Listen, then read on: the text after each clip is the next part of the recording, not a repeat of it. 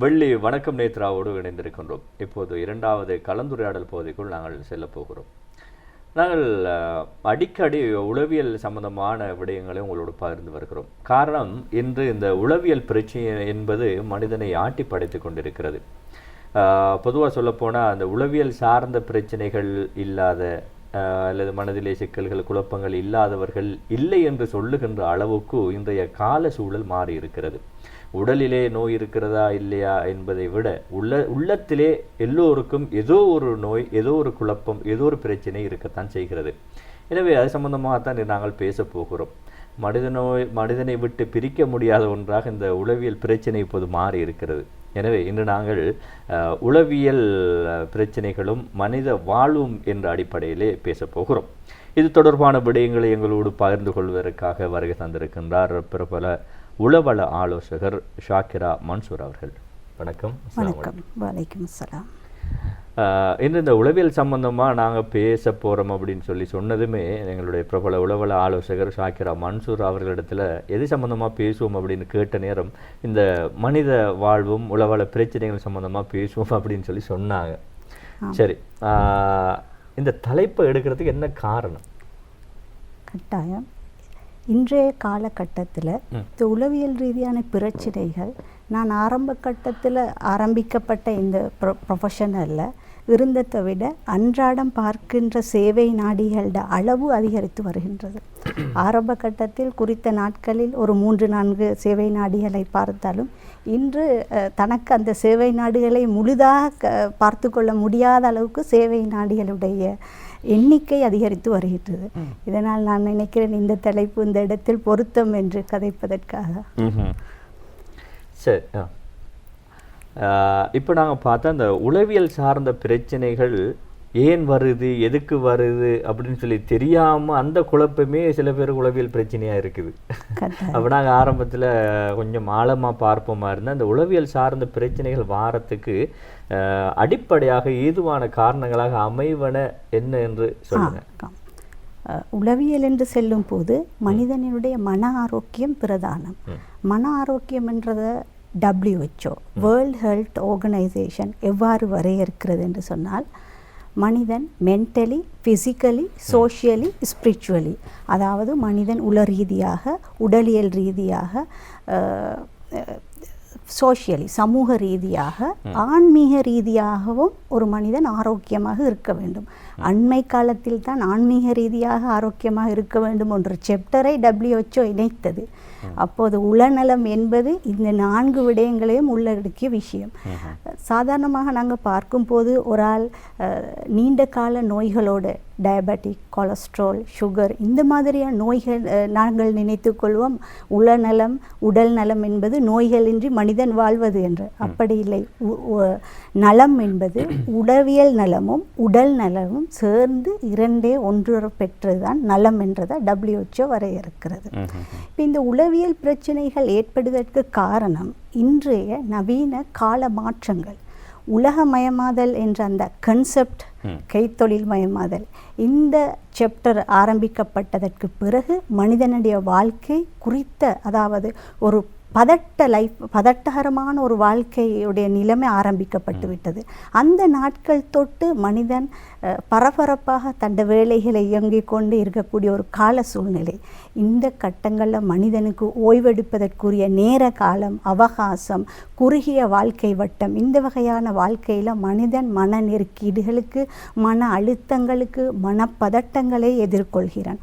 குறிப்பாக இந்த காலகட்டத்தோடு நாங்கள் ஒப்பிட்டு வரும் பொழுது காலப்போக்கில் நாம் எதிர்கொள்கின்ற இந்த பிரச்சனைகள், மனிதன் அன்றாட வாழ்வில் எதிர்கொள்கின்ற இந்த பிரச்சனைகள், மனிதன் சூழலியல் மாற்றங்கள், வாழ்வியல் மாற்றங்கள், இதனோடு ஒப்பிட்டு பார்க்கும் பொழுது நாம் நமதுடைய இப்போ உளநலம் பாதிக்கப்படுகின்ற விடயத்தை அவதானிக்கும் போது தூக்கமின்மை என்ற ஒரு பிரச்சனை பிரதாரணம் உளநலம் பாதிக்கப்படுவதற்கு. நாங்கள் தூக்கமின்மை இல்லாத ஒரு கட்டத்தில் நம்முடைய உளநலம் பாதிக்கப்படும். ஒருவருக்கு ஒரு சாதாரணமாக ஒரு 6 தொடக்கம் 8 மணித்தியாலங்கள் தூக்கம் பிரதானம். அந்த தூக்க சர்க்கிள், அந்த வட்ட சுழற்சியில் மாற்றங்கள் ஏற்படும். சில பேருக்கு தூக்கம் இன்மை, சில பேருக்கு அதிகமான தூக்கம். இதுக்கு நாங்கள் சொல்வோம் ஸ்லீப்பிங் பேட்டர்ன் டிஸ்டர்பன்ஸ். அண்மை காலத்தில் இது அதிகரித்து வருவதை காணலாம். மன்னிக்கணும், இப்போ சரியான தூக்கம், அளவான தூக்கம் இல்லாட்டி உளவியல் பிரச்சனை வரும் அப்படித்தான். ஆனா உளவியல் பிரச்சனை வந்தாலும் தூக்கம் வராது. ஆரம்ப கட்ட அறிகுறி, ஒரு உளவியல் பிரச்சனையை ஒரு மனிதன் எதிர்கொள்கிறான் என்றதுடைய ஆரம்ப கட்ட அறிகுறி தான் இந்த தூக்கமின்மை. அப்போ இந்த உளவியல் பிரச்சனை வந்தாலும் தூக்கமின்மை ஏற்படும். வாரமுடைய நாங்கள் சொல்லுவோம் ஏர்லி வார்னிங் சைன்ஸ்ன்னு சொல்லி, அந்த அறிகுறி தான் இந்த தூக்கமின்மை. அடுத்து நம்மளுடைய டெய்லி லைஃப் ரூட்டின் ஷெடியூல் மாற்றமடையும். டெய்லி லைஃப் ரூட்டின் ஷெடியூலை தனக்கு வளமை போன்று இயங்க முடியாத ஒரு நிலைமை ஏற்படும். தன்னோட வளமைக்கு, அதாவது தொழில் ரீதியான விடயங்களில், அந்தந்த விடயங்களில் வளமையான மாற்றத்தை செய்வது சிக்கலாக காணப்படும். ஆகவே அந்த ஒரு மனநிலையும் உளவியல் ரீதியான ஒரு பிரச்சினைக்கு ஆளாகிறார் என்பதற்குரிய அறிகுறி. அத்தோடு நமது சாப்பாடு, உணவு முறையை உட்கொள்கின்ற விதத்தில் மாற்றங்கள் ஏற்படும். சில பேருக்கு பசி ஏற்படாது, சில பேருக்கு அதீத உணவு உட்கொள்ள வேண்டும் என்ற ஒரு பிரச்சனை காணப்படும். இதுக்கும் நாங்கள் சொல்லுவோம், அதாவது ஹெப்படைட்டிக் டிஸார்டர்ஸ் என்று சொல்லி, அதாவது சாப்பாட்டில் ஏற்படுகின்ற ஒழுங்கீனம். அடுத்து நாம் சிந்திக்கிற விதத்தில் ஏற்படுகின்ற மாற்றங்கள். பொதுவாக நாம் அவதானிக்கும் போது நெகட்டிவான விஷயங்களை பார்க்கின்ற ஒரு அமைப்பு நமக்கு உருவாகும்.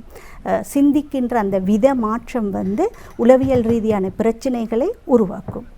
அத்தோடு நாம் பிரதானமாக பார்க்கும்போது இந்த உளவியல் பிரச்சனைகளில் ஒரு அறிகுறியை வெளிப்படுத்துறதுல இருக்கிற ஒரு விஷயம், நாம் மற்றவர்களோடு ஆரோக்கியமாக உறவாடுவதை விட்டு தனிமையை விரும்பக்கூடியவர்களாக மாறுகின்றோம். தான் தனிமையில் இருப்பதை நேசிக்கின்றோம். சமூக ரீதியாக தான் சமூக ரீதியாக அந்த இடத்துல செல்வதை விட தான் தனித்து வாழ்வதை அவருக்குரிய ஒரு இயல்பாக தன்னடத்தை கொண்டு வாழ்வார். அதுவும் ஒரு உள ரீதியாக பாதிக்கப்படுவதற்கான இயல்பு என்று இவ்வாறான சில அறிகுறிகளை வச்சு ஆரம்ப கட்டமாக இவர் ஒரு உளவியல் பாதிப்புக்கு ஆளாகிறார் என்றதை நம்மால் அடையாளப்படுத்த முடியும். இப்போ இந்த தனிமையில் இருக்கிறது அப்படின்னு சொல்கிற நேரம் எனக்கு அதில் இன்னொரு குழப்பம் கொண்டு வருது. என்னன்னு சொன்னால், எங்களுக்கு ஏதாவது மனசில் பிரச்சனை இருந்தால், கவலை இருந்தால், எங்கேயாவது போய் தனியாக ஒரு இடத்த இருக்கிறது, ஒரு இயற்கையை பார்க்குறது, இல்லாட்டி ஒரு மரம் செடி கொடியோட பேசுறது, இப்படியெல்லாம் செஞ்சால் கூட மனப்பாரம் குறையும் என்றும் சொல்லப்பட்டிருக்கு. அப்போ அவடத்த ஒரு சின்ன ஒரு முரண்பாடு இருக்கு தானே. இப்படிதான் இப்போ நாங்கள் சில உளவல சிகிச்சைகளின் போது அவங்களுடைய மன அழுத்தத்தை, மன நெருக்கீட்டினை குறைத்து கொள்வதற்காக கட்டாயம் தனிமையில் நீங்கள் இயற்கையை ரசியுங்கள், பச்சை பசேல் என்ற மரங்களோடு நீங்கள் உறவாடுங்கள், சுத்தமான சுவாசமான காற்றை உள்வாங்குங்கள், இப்படியான சில தெரப்பி உளவல சிகிச்சைகளை நாங்கள் வழிப்படுத்துவோம். ஆனால் நான் இங்கு குறிப்பிட்டது தனிமை என்பது நாம் சமூகத்தோடு தான் அந்த உறவுகளை துண்டித்து கொண்டு தான் தனிமையாக அடைப்பட்டு இருட்டறைக்குள்ளுக்கு வாழத் தொடங்குவார்கள். அவர்கள் இருட்டை விரும்புவார்கள். வெளியே அந்த சூரிய வெளிச்சத்தில் வருவதற்கே விருப்பப்பட மாட்டார்கள். மற்றவர்கள் தனது வீட்டுக்கு உறவாட வரும்போது தன்னை தனிமைப்படுத்திக் கொள்வார்கள். இந்த தனிமைக்கும் இந்த தனிமைக்கும் வித்தியாசப்படுகிறது என்று நினைக்கிறேன். சரி, இப்போ கிளியர். சரி, இப்போ நீங்கள் சில காரணங்கள் சொன்னீங்க தானே, இந்த உளவியல் பிரச்சனை வாரத்துக்கு இதெல்லாம் ஏதுவான காரணங்களாக இருக்குது அப்படின்னு சொல்லிட்டு. சரி, அப்போ இதெல்லாம் இல்லாமல் செய்கிறதுக்கு நாங்கள் என்ன செய்யணும்? ஒரு மனிதன் உளவியல் ரீதியாக ஆரோக்கியமாக வாழ வேண்டும் என்றால் குறிப்பாக முதல் கட்டமாக நாங்கள் 2 விஷயங்களை குறிப்பிடுவோம். Way of thinking and way of treating our physical body கண்டிஷனை சொல்லுவோம். அப்போ வே ஆஃப் திங்கிங் என்று சொல்கிறது நம்முடைய சிந்தனை பாங்கு, அதாவது நாம் எவ்வாறு சிந்திக்க வேண்டும் என்ற ஒரு விஷயம். இந்த சிந்தனை என்ற விடயம்தான் உளவள துணை சைக்கோதெரப்பி, உளவள சிகிச்சை என்ற பகுதியில் பிரதானமாக அங்கம் வகிக்கின்றது. இப்போ நாங்கள் உளவியல் ரீதியாக இந்த சிந்திக்கின்ற இந்த விதத்தில் மனிதனுக்கு மாற்றங்களை கொண்டு வருவதன் மூலம் உளவளம் ரீதியாக, அதாவது உளவியல் ரீதியான பாதிப்புகளை நமக்கு குறைத்து கொள்ளலாம்.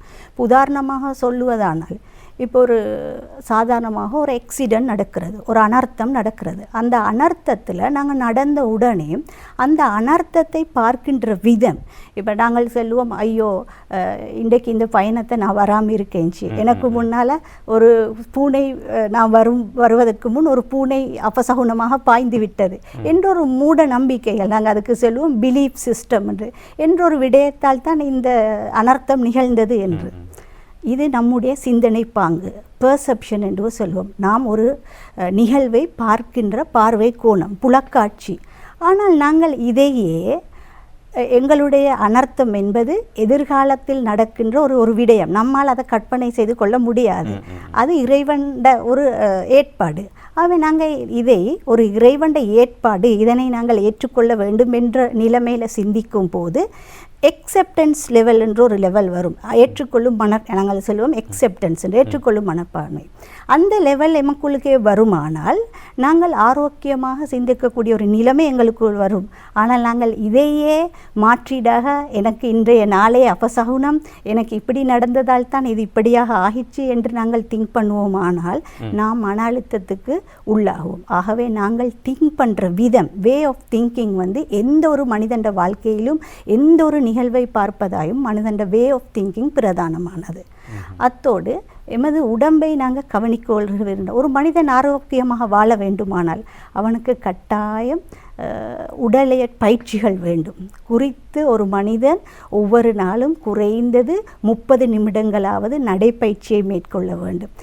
ஆக உளவியல் ரீதியாக நிறைய மன அழுத்தங்களிலிருந்து விடுபடுவதற்கு நிறைய ஆய்வுகள் செய்யப்பட்டிருக்கின்றது. இதில் ஒவ்வொரு மனிதனும் 30 நிமிடங்கள் குறிப்பாக காலை 6 மணி தொடக்கம் 8 மணி அளவில் சூரிய வெளிச்சத்தில் நாங்கள் நடைப்பயிற்சியை மேற்கொள்ளும் போதும் பிரதானமாக எமது ஹாப்பி ஹோமோன் என்று சொல்லுவோம், மனதை ஆரோக்கியமாக வைத்திருக்கக்கூடிய சந்தோஷத்துக்குரிய ஹோமோன்கள் இந்த கால வேளையில் சுரக்கப்படும்.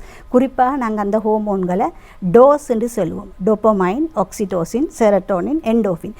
இந்த ஹோமோன்கள் மனிதனை சந்தோஷமாக வைத்திருப்பதற்கு கட்டாயம் வழிப்படுத்தும். அதற்கு சூரிய ஒளியும், காலையில் நமக்கு கிடைக்க பெறுகின்ற சூரிய ஒளியும், நமது நடைப்பயிற்சி மூலம் கிடைக்க பெறுகியும் ஆக்சிடோசின், எண்டோஃபின் அந்த சுரப்பிகளும் நமக்கு ஆரோக்கியமான வாழ்க்கையை கொண்டு வரும். ஆகவே இந்த நடைப்பயிற்சி, ஆரோக்கியமான தூக்கம், ஒரு மனிதனுக்கு 6 தொடக்கம் 8 மணித்தியாலக்கும் வரைக்கும் அந்த தூக்க பழக்க வழக்கம் குறிப்பிட்ட நேரத்தை அடிப்படையாக கொண்டிருக்க வேண்டும். நாங்கள் அந்த டைம் ஷெடியூல் என்று சொல்லுவோம். 10 மணி என்றால் 10 மணிக்கு தூங்குவதற்கு சென்று காலை 5 மணிக்கு அந்த ரூட்டின் ஷெடியூல் வளமையானதாக இருக்க வேண்டும். அதுவும் மனிதண்ட மன ஆரோக்கியத்துக்கு வழிவகுக்கும். அத்தோடு நாம் நிறைய விடயங்களை நாம் சாப்பாட்டு பழக்க வழக்கங்களில் நமக்கு பார்க்கலாம். நாங்கள் சாப்பாட்டு பழக்க வழக்கங்களில் மெக்னீஷியம், ஒமேகா 3, மற்றது நிறைய கால்சியம் சார்ந்த உணவுகளை எடுத்துக்கொள்வதனால நிறைய மனச்சோர்வுகளிலிருந்து பெண்கள், ஆண்கள் மனச்சோர்வுகளிலிருந்து நம்ம பாதுகாத்து கொள்ளலாம். அடுத்தது ஆரோக்கியமான உறவு முறைகளை மேற்கொள்வதனால் நாங்கள் குடும்பங்களிலே தனக்கு விருப்பமானவர்களை சந்திப்பது, தான் நாடியவர் விருப்பமானவர்களோடு விரும்பி பெற்று உறவாடுவது, இவையும் நமக்குள்ளது ஆரோக்கியமான ஒரு மனநிலையோடு ஹாப்பி ஹோமோனையும் சுரக்க வைக்கும். அத்தோடு நமக்கு அதாவது ஒரு என்டர்டைன்மெண்ட் உண்டு. அது நமக்கு மனதுக்கு பிடித்த ஒரு என்டர்டைன்மெண்ட்டாக, பொழுதுபோக்காக இருக்க வேண்டும். அது நாம் விரும்பி செய்யக்கூடியதாக இருக்க வேண்டும். அந்த என்டர்டைன்மெண்ட் நமக்குள்ள ஆரோக்கியத்தை, மன ஆரோக்கியத்தை வெளிப்படுத்தும். அத்தோடு நமக்கு சூழலில் பக்கத்தில் இருக்கின்ற சரௌண்டிங் பீப்புள்ஸ், குறிப்பாக நம்முடைய தேர்ந்தெடுக்கப்படுகின்ற நண்பர்கள், உறவினர்களாக இருக்கட்டும், அவர்கள் பாசிட்டிவிட்டியாக திங்க் பண்ணக்கூடிய, அதாவது உடன்வரையாக சிந்திக்கக்கூடிய மக்களை தமக்கு நண்பர்களாக தேர்ந்தெடுத்து கொண்டு உறவாடுவது மன ஆரோக்கியத்தை மேலும் வலுப்படுத்தும். நிச்சயமா சில மனிதர்களை சந்திக்காமல் இருப்பதே மன ஆரோக்கியத்துக்கு நல்லா இருக்கும். அதே நேரம் சில மனிதர்களை சந்தித்து பேசுவது, அவர்களோட உறவாடுவது கூட எங்களுடைய மன ஆரோக்கியத்துக்கு, எங்களுடைய உடல் உள சார்ந்த பிரச்சனைகளுக்கு மிகப்பெரிய ஒரு தீர்வாக இருக்கும். சரி, இப்போ இப்போ இலங்கையை பொறுத்தளவில் பல்வேறு இடங்களுக்கும் சென்று இந்த உளவியல் சார்ந்த ஆலோசனைகளை வழங்கி வாரீங்க. அதில் இந்த உளவியல் சார்ந்த பிரச்சனைகளுக்கு அதிகமாக உள்வாங்கப்பட்டிருப்பது அல்லது பிரச்சனைகளுக்குள் சிக்கியிருப்பது ஆண்களா பெண்களா? அதிகமாக பெண்கள் தான். அது சில சில நோய்களை பொறுத்து. இப்போ நாங்கள் சொல்லுவோம் மன அழுத்தத்துக்கு அதிகமாக பெண்கள் ஆளாக்கப்படுகிறார்கள். பைப்போலார் டிசார்டர் என்று சொல்லுவோம், இருதுருவ நோய் என்று சொல்லி, அதற்கு ஆண்கள் உள்வாங்கப்படுகிறார்கள். அந்த இருதுருவ நோய் என்று சொல்லுவது நாங்கள் சொல்லுவோம் 6 மாத காலம் மன அழுத்தமும் 6 மாத காலம் மேனியாண்டு சொல்லி உச்சக்கட்டம் என்று சொல்லுவோம். மன சிதைவிட ஒரு உச்சக்கட்டம் 6 மாத காலமும் இருக்கும். அதனால தான் அந்த நோயை நாங்கள் பைப்போலார் டிசார்டர், இருதுருவ நோய் என்று அழைக்கிறோம். இது ஒரு பாரதூரமான உளவியல் நோய். நாங்கள் சொல்லுவோம் இதுக்குன்னு சொல்லி இது ஒரு பாரதூரமான ஒரு உளவியல் நோய். இந்த நோய் ஏற்பட்டால் மனிதன் நீண்ட கால தன்னோட வாழ்க்கை பூராக நீண்ட காலமாக மருந்துகளை எடுக்க வேண்டும், தெரப்பி ட்ரீட்மெண்ட்டும் கொடுக்க வேண்டும். ஆக இந்த நோய் ஆண்களுக்கு அதிகமாக ஏற்படும். என்ன காரணம் அது வாரத்துக்கு? இப்படி அதுவும் மனிதனுடைய ஆரம்ப கட்ட வாழ்க்கை முறைகள் தான். வாழ்க்கை முறை என்று சொல்லும் பொழுது நாம் குறிப்பாக உடலியல் ரீதியாக மனிதன் அவனுக்கு முக்கியத்துவம் கொடுக்கிறான். ஆனால் உளவியல் ரீதியாக மனிதன் தன்னுடைய மனதை கவனிப்பதில்லை. இப்போ நாம் சாதாரணமாக குறிப்பிட்டால் நமக்கு ஒரு ஆடையில் துளை ஏற்படுகிறது. துளை ஏற்பட்டால் அந்த ஆடையை தொடர்ச்சியாக கழுவும் போது அந்த துளை பெரிதாகி கொண்டு போகும். ஆனால் ஒரு கையில் புண்ணொன்று ஒரு காயம் ஒன்று ஏற்பட்டாலும் அந்த காயம் நமக்கு கண்ணுக்கு புலப்படும். அதற்கு நாங்கள் மருந்து செய்யும் போது அந்த காயம் குணமடைவதை காணலாம். ஆனால் உள்ளத்தில் ஒரு காயம் ஏற்படும் போது அதை நம்மை வெளியே காண முடியாது. அந்த உள்ளத்தில் ஏற்படுகின்ற காயங்கள் நீண்ட காலமாக விருத்தி அடைந்து நமது உடலியல் ரீதியாக சில சிம்டம் குணங்குறிகள் வெளிப்படும் போதுதான் இது ஒரு உளவியல் ரீதியான பிரச்சனை என்று நமக்கு புலப்படுகின்றது. அப்போதுதான் வைத்தியர்களை நாடுகின்றார்கள். அந்த கட்டத்தில் வைத்தியர்களை நாடும் சமயத்தில் அவங்களுக்கு நாங்கள் சொல்லுவோம், அதாவது ட்ரீட்மெண்ட் மெடிகேஷன், அதாவது மருந்து மட்டும்தான் ஆன்சர் பண்ணும். அதுவும் அவங்களுடைய வாழ்க்கையை ஒரு மேனேஜ்மெண்ட் முகாமைத்துவத்தின் கீழ் கொண்டு வாழ்வதற்கான ஒரு வழிமுறையை மாத்திரம்தான் ஏற்படுத்தும். ஆகவே ஒரு கேன்சர் நோய் மனிதனுக்கு ஆரம்ப கட்டத்தில் எவ்வாறு கண்டுபிடிக்கப்பட்டால் இலகுவாக ட்ரீட்மெண்ட் செய்ய முடியுமோ அதே போல்தான் உளவியல் நோய்களும். ஆரம்ப கட்டத்திலே நான் ஏலவே சொன்னது போல சில அறிகுறிகள் தென்பட்டால் ஒரு ப்ரொஃபஷனலை நாடுவது சிறந்தது. ஆகவே நான் பொதுமக்களுக்கும் குறிப்பிடக்கூடிய ஒரு விஷயம், குறிப்பாக இந்த உளவியல் ஏலவே நான் சொல்லப்பட்ட சில உளவியல் சிம்டங்கள் தென்பட்டால் கட்டாயம் ஒரு இது சார்ந்த மனநலம் சார்ந்த ஒரு தொழில்சார் நிபுணரை சந்திப்பது சால சிறந்தது என்று. ஆண்களுக்கு நீங்க சொன்ன பைப்போலார் டிசார்டர் அது ஆண்களுக்கு அதிகமாக வருது. பெண்களுக்கு அதிகமாக காணப்படுகின்ற ஒரு நோய் தான் மன அழுத்தம், டிப்ரெஷன். உலக அளவில் நான் நினைக்கிறேன் அதிகமாக விற்கப்படுகின்ற ஒரு மாத்திரை மன அழுத்தத்துக்கான மாத்திரை. அண்மையிலே சம்பந்தமாக தகவலும் வெளியிடப்பட்டிருந்தது ஆய்வுகளில். இன்றைக்கு உலகத்தில் அண்மையில் நான் ஒரு ஆய்வில் பார்த்த விஷயம், 100 பேர் இருந்தால் 50% அவர்கள் ஏதோ ஒரு மன ரீதியான ஒரு பிரச்சனையை எதிர்கொள்கின்றார்கள் என்றது ஆய்வுகள் இன்றைக்கு தெளிவுபடுத்துகின்றன. இந்த மாத்திரைகளை மிகப்பெரிய செல்வந்தர்கள், மிகப்பெரிய தொழிலதிபர்கள் எல்லாம் கட்டாயம் தினமும் எடுத்துக்கொள்கிறார்கள், அவ்வாறும் ஆய்வுகள் சொல்கின்றன. நமது சினிமா துறையில் உங்களுக்கு தெரியும், நமது சினிமா துறையில் கூட இதை பற்றி பேசுவாங்க. நிறைய பேர் இதற்கான மருந்துகளை உட்கொள்கின்றனர். சில பேருடைய அந்த ப்ரொஃபஷனல் ரீதியான அழுத்தமும் சில பேருக்கு இந்த நோய்களை, இந்த ரீதியான மன அழுத்தத்தை கொண்டு வரும். அவை மன அழுத்தம் என்பது எமது நாட்டை பொறுத்தவரையில் அதை நாங்கள் பெரியோரு நோயாக பார்க்காவிட்டாலும் இன்று அபிவிருத்தி அடைந்த நாடுகள் இது சம்பந்தமான ஆய்வுகள் மேற்கொள்ளப்பட்டு கட்டாயம் இதுக்கான மருந்துகள் உட்கொள்ளப்பட வேண்டும் என்றது இன்றைக்கு ஆய்வுகளில் வெளிப்படுத்தப்பட்டு அந்த நாடுகளில் அது பெரிய அளவு விருத்தி கண்டு வருகின்றது. இப்போது தான் நமது நாடுகளுக்கு இது சார்ந்த விழிப்புணர்வுகள் நடத்தப்பட்டு மக்களுக்கு தெளிவுபடுத்தப்பட்டு வருகின்றமே குறிப்பிடத்தக்கது. சரி, இப்போ இந்த உளநோய் வாரத்துக்கு பொதுவான காரணங்கள்னு சொல்லி நீங்கள் நிறைய சொன்னீங்க. அது தவிர ஆண்களுக்கு ஒரு வகையான பைப்போலார் டிசார்டர்னு சொன்னீங்க, பெண்களுக்கு மன அழுத்தம் சொன்னீங்க. இந்த பெண்களுக்கு குறிப்பிட்ட அளவில் அதிக அளவு இந்த மன அழுத்தம் வாரத்துக்கு நீங்க இதுவரைக்கும் சொன்ன காரணங்கள் இல்லாத வேறு ஏதாவது முக்கியமான காரணம் இருக்குதா? பெண்களுக்கு அண்மை காலத்தோடு நாங்கள் ஒப்பிடும் போது இன்றைக்கு வாழ்வியல் ரீதியான மாற்றங்கள் நமக்கு நடைபெற்றுள்ளன. குறிப்பாக டிவைசஸ், நாங்கள் போன தடவை இது சம்பந்தமாக இங்கே கதைச்சோம். அடுத்தது மனிதன் இன்ஸ்டன்ட் ஃபுட், அதாவது உணவு முறைகளில் நிறைய சமைத்து சாப்பிடுவதை விட கடைகளில் வாங்கி சாப்பிடுவதற்கு உடனடி உணவுகளை விரும்புகின்றனர். இந்த உணவுகளிலேயும் மொனோசோடியம் என்ற ஒரு வகையான பதார்த்தம் இன்ஸ்டன்ட் ஃபுட்டில் கலக்கப்படுகின்றது. அண்மையில் ஆய்வுகள் செல்லுது, இந்த பதார்த்தம் வந்து நிறைய ஒரு அழுத்தத்தை கொண்டு வருகிறது. துரு குழந்தைகளை பெண்களுக்கு உருவாக்கி கொடுக்கின்றது. நாங்கள் சொல்லுவோம் attention deficient hyper active disorder. 100க்கு 15 வீதமான குழந்தைகள் இந்த நோயினால் அண்மையில் பாதிக்கப்பட்டுள்ளதாக குறிப்பிடப்படுகின்றன. இதற்கும் இந்த இன்ஸ்டன்ட் ஃபுட்டுக்கும் சம்பந்தம் இருக்கின்றது. இப்படியாக மனிதன் நாங்கள் குறிப்பிடுவோம் இந்த டிவைசஸ் பாவனை மனிதன் வாழ்க்கையில் மொத்த சேஞ்சையும் கொண்டு வருகின்றது. நமது சேவை நாடிகளை பார்க்கும்போது தனக்குள் ஒரு யோசனை வருகின்றது. எதிர்காலத்தில் இன்னொரு 10 வருடங்கள் போகும் பொழுது மனிதன் திருமணம் முடிக்காத ஒரு வாழ்வை நேசிக்கக்கூடிய ஒருவனாக மாறுவான். அண்மையில் ஜப்பான் நாடு வெளியிடப்பட்டிருந்தது. அங்குள்ள மக்கள் அந்த வளர்கின்ற டீனேஜ் வந்து திருமணத்தை நேசிக்காதவர்களாக அந்த நாட்டில் பெரிய ஒரு பாரிய பிரச்சனையாக மாறிக்கொண்டிருக்கின்றது என்று. அத்தோடு ஒவ்வொரு மனிதனும் ஆரம்ப கட்டத்தில் நிறைய தொடர்புகளை வைத்து கொண்டிருந்தார்கள், பெண்கள் என்றாலும் சரி. இன்றைக்கு ஒரு குறுகிய வட்டத்துக்குள் தானும் தனது கணவனும் குழந்தைகளும் என்று ஒரு குறுகிய வட்ட எல்லைக்குள் வாழ பழகி கொண்டிருக்கிறார்கள். அவர்களுக்கு துணையாக சோஷியல் மீடியாவும் இந்த டிவைசஸும் தான் துணை.